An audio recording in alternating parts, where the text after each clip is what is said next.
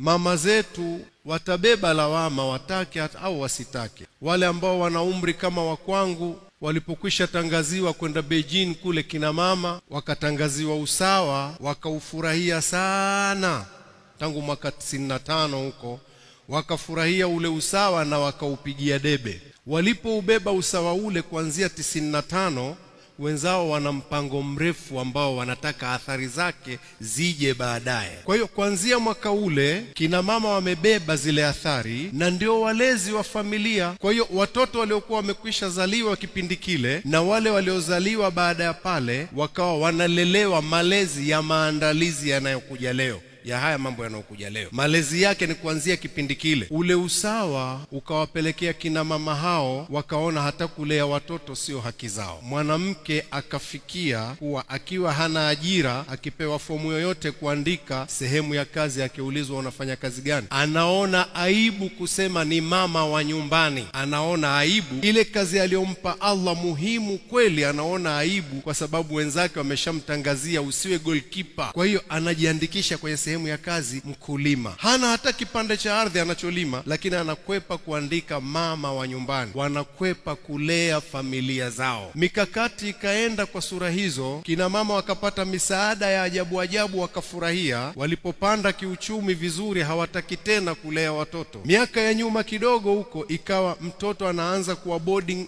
akiwa tangu primary, boarding mpaka anafika chuo. Leo imefika mpaka chekechea pia wanatakiwa kuwa boarding, manake atashindishwa kutwa mpaka usiku huko, jioni ndio anakwenda kuchukua mtoto wake, anakuja nyumbani, akija amechoka kulala. Mchana kutwa amebeba fikra za watu wengine. Mtoto huyu hakubeba fikra za wazazi wake, na akifika primary ni boarding moja kwa moja, anabeba fikra za watu wengine, habebi za wazazi wake. Anafika sekondari ni hivyo hivyo, mpaka akifika chuo ameshakomaa, hata fikra za wazazi wake hazitaki tena. Kwa hiyo watu waliokwisha fika umri wa miaka 25 wakalelewa hivyo, na wengine 30, lilipokuja wimbi hili wao wanalibeba zima, wamekwisha andaliwa. Kwa hiyo tunawazindua mama zetu na wale dada zetu na watoto wetu waliopo sasa hivi kwamba hii imepandwa siku nyingi, na kwa bahati mbaya kabeba hilo, mkaona usawa, eti usawa wa kila kitu. Hakuna usawa huo. Alhamdulillah, leo anapatikana mwanamke mmoja angalau anasema kwa sauti kubwa, anadiriki kusema iwe iwavyo, mwanamume ni kichwa tu. Wako wanaosema hivi, ijapokuwa na wenzao wanawatolea macho,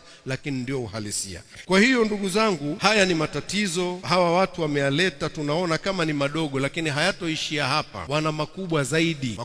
Usishangae kuja kuambiwa sasa kunapitishwa mswada, mtu akitaka kumuoa mama yake anamuoa tu, haki za binadamu. Wanayo hayo, watatuletea, na ameshaanza kupitishwa, yapo kwa watu fulani. Mtu anamuoa mama yake, mtu anamuoa dada yake, sawa, watu wanajionea sawa. Na watu wakikataa haki za binadamu, tutakunyimeni msaada, kwa sababu wao wameshiba, wanatutishia na sisi. Hivi jamani, tumekuwa na njaa kiasi hicho? Allah atutoe kwenye njaa hizo, tusijisalimishe kwenye fikra mbovu za namna hii.